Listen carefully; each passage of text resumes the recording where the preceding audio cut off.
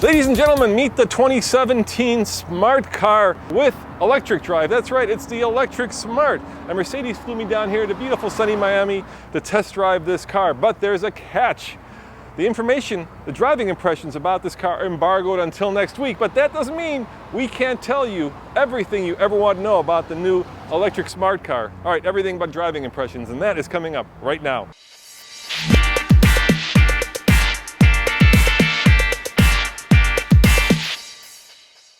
Perfect, sounds good. Well, the car behind me is the new 2017 Smart Fortwo electric. It's based off of the redesigned 453 platform that we introduced last year in gasoline form. So this is the new coupe model. It's powered by a 17.6 kilowatt hour battery that's driven to the rear wheels via an electric motor.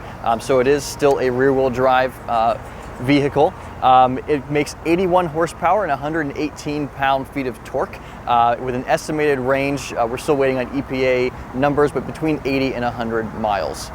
Now, the last Smart car also had a 17.6 kilowatt hour. Why didn't you increase the battery size? We did an internal survey among Smart customers in the United States who told us that for the purpose of a Smart with their daily lives and commuting and how it was used, that the range that we achieved out of this is actually more than enough. Most of our customers are driving these vehicles 30 to 40 miles, which is about what the average American drives per day, and it makes the perfect, really daily runabout for them, and that the range was more than satisfactory. Surprising, what's under the hood? It is.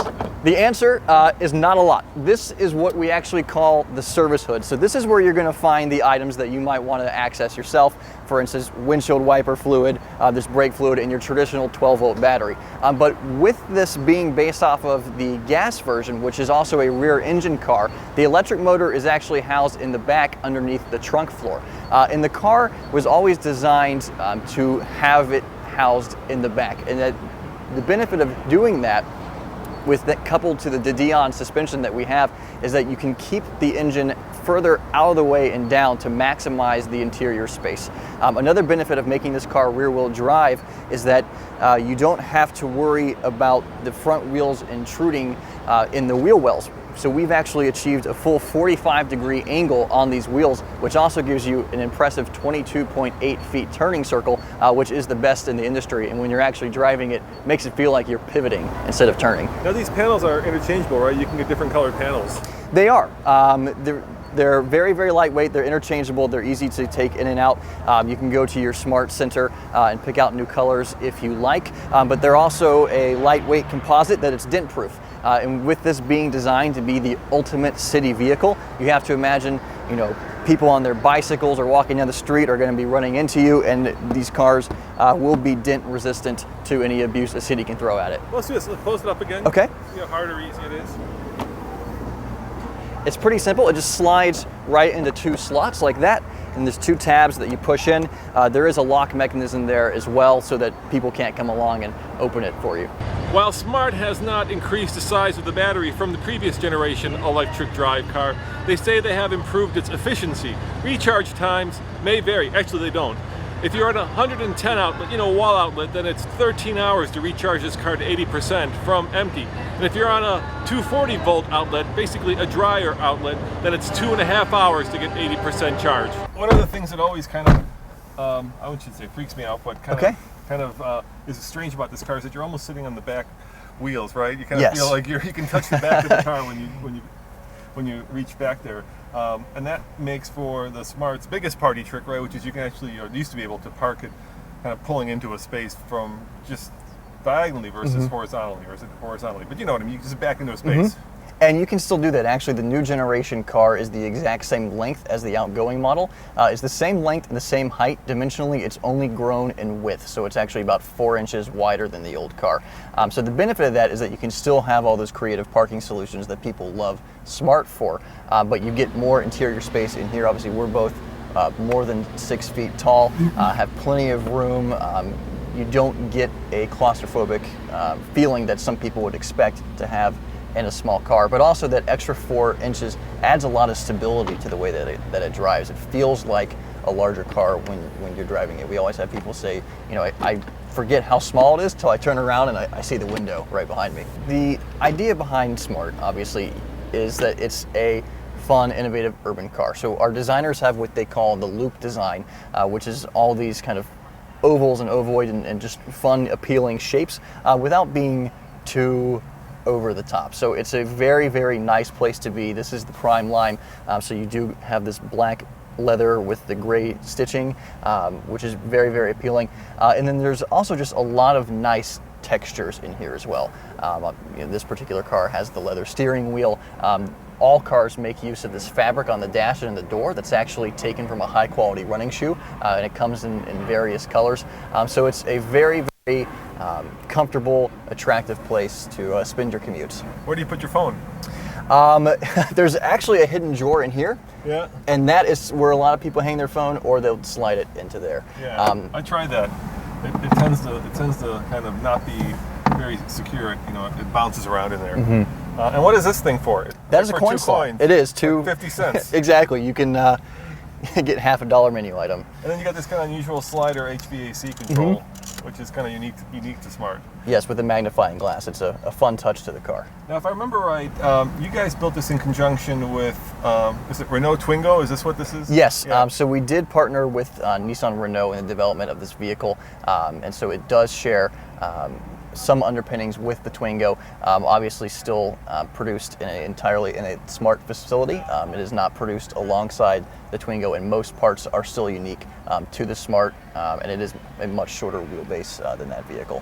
We're still waiting back on EPA numbers. How much was the last one? The last car, I think, was around 114 mpge off the top of my head. Okay.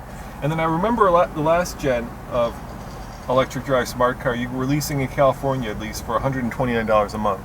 Do you foresee that, because you don't have pricing yet, so do you foresee that that's also going to be in the same ballpark for this car? You know, I can't speak to what the lease pricing is going to be. We do still need to set the base price of this vehicle, but our goal is to make an extremely attractive price for the car. So we do hope to make it the same starting price or less. So what was last year's model? How much start at $25,000. Okay.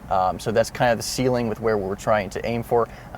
We'll see closer into 2017 where we'll be. But our goal is to make this an attractive and appealing and affordable car. So can't speak to what a lease price would be, but we do still want to keep something that is just as attractive. And I asked the lease price because it seems like this is the kind of car a lot of people will lease, right? You're gonna probably forego buying the car because you'll be thinking that better technology is coming, so let's lease it and then I can return and get the next gen. We do find about a 50% lease rate on these vehicles, so we do still. It's fairly high in this price range for any car to be leasing at those numbers, but so it is about 50%. My favorite feature is actually it's the new touchscreen navigation system that we have here. This is launching for the brand with the electric first, but it's a 7-inch touchscreen display that houses your media, radio. I believe this car is off. As well as live traffic information and services that are fed to it. Unit? It is. It's not a TomTom unit, but it uses TomTom map data. Yes. So to open up on the coupe model, there's a hatch release on the glass here, so that if you want to just be quickly entering in and out of it, you can do that. There's also a handle here where it drops down very, very easily. Now with the seats up, it does have 9.2 cubic feet of storage up to the cargo bar here, but it's actually the exact same rating as the gas car. So the interior space is not compromised whatsoever by switching to the electric powertrain. You get all the practicality. So where does the battery and the motor live? So the battery actually lives underneath the passenger seats where you would have found a fuel tank. And then the electric motor lives underneath this compartment here. So to access it, you would remove these bolts under the carpet and you'll find that e-motor. And do you expect this car, like the previous generation, to be used in car sharing programs? We do. It will continue. Obviously, Car2Go is a large car sharing unit that's also part of the Daimler family that has some of these vehicles in the plans.